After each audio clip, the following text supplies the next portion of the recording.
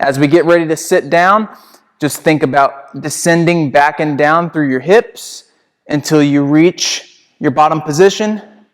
Could be at or below parallel depending on your hip mobility.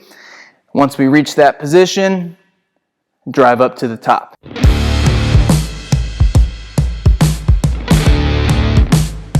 What's up, team? Welcome back to the episode. Today we're going to talk about the overhead squat, specifically overhead squats for beginners. We are finishing up our squat movements in the 9 foundational movements of CrossFit, and the overhead squat is the final piece of that puzzle. It's a little bit complex, but it's a good building block from the air squat and the front squat. If you want to watch some videos specific to those two movements, go ahead and click this playlist up here. You'll get to see what I've made so far.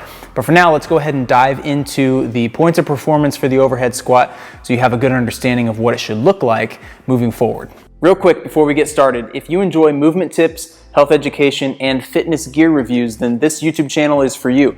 So please consider subscribing, hit that bell icon for notifications so that you can be notified every single week when a new video pops up, and also like today's video. When you press that like button, it really helps the YouTube algorithm push these videos out to more people just like yourselves, and it makes my job a little bit easier and a lot more fun in the long run. All right, so some things to keep in mind when it comes to the overhead squat. This is a very complex squat pattern because not only does it involve the hips, the knees, and the ankles like the other two squats, and even with the front squat, we involve the shoulders a little bit, this really has a huge demand on the thoracic spine and shoulder mobility to be able to stabilize the barbell in the overhead position in a good shape so that we don't compromise other parts of the movement pattern.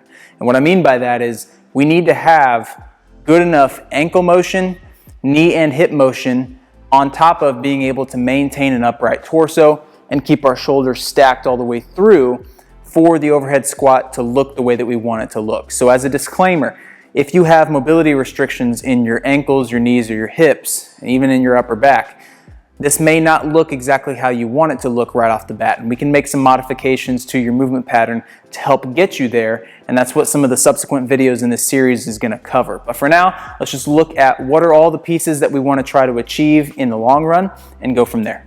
So with the overhead squat, we want to start with our empty barbell or PVC pipe, whichever is the one that's available to you. And what we're trying to get out of our position is a wide grip. Okay, for some of you, if you've done snatches in the past, it's a snatch grip. For those of you who have never done snatches, we basically just want a wide grip so that when we're up overhead, it's a little bit easier for our shoulders to maintain. I like to have a little bit more of a narrow grip because my arms are so wide and I feel like I can stack my shoulders a little bit better here, but for you, just find that wide position that makes the most sense. Our setup is the same as our front squat and our air squat as far as the bottom half is concerned. So we want feet forward if possible, equal pressure through the front and the back of our feet. And our shoulder position is arms overhead, armpits are shown in the front, creating torsion, and we're punching up towards the ceiling. Okay, stabilizing that bar right over the midline of our spine. As we get ready to sit down, just think about descending back and down through your hips until you reach your bottom position. Could be at or below parallel depending on your hip mobility. Once we reach that position, drive up to the top. Okay? Always paying attention to maintaining enough pressure through the shoulders to keep that bar active over top. We're not letting torso dip forward with our bar because we don't want the weight out here in front.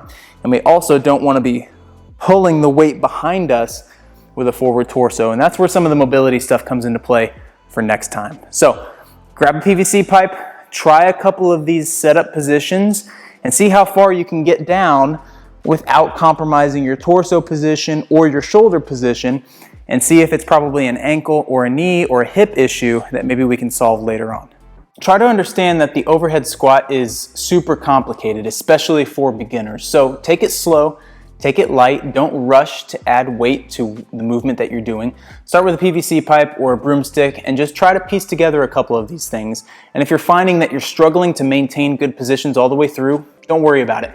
Our next video is going to cover some mobility hacks that we can do for ankles, knees, and hips and the T-spine if those are things that we struggle with. We're also going to talk about some scaling options and modifications for the overhead squat when you're in workouts so that you can still get the same stimulus even if you have to get around some mobility restrictions. Thank you guys so much for watching today's video. If you got value out of it, please hit that like button. It does a ton for the channel and it really helps to push this stuff out to more people. Stay tuned for part 2 of this series where we're going to cover some of the things I talked about earlier. And until next time, go out and enjoy your life, hug the people that you love, and I'll see you in next week's video.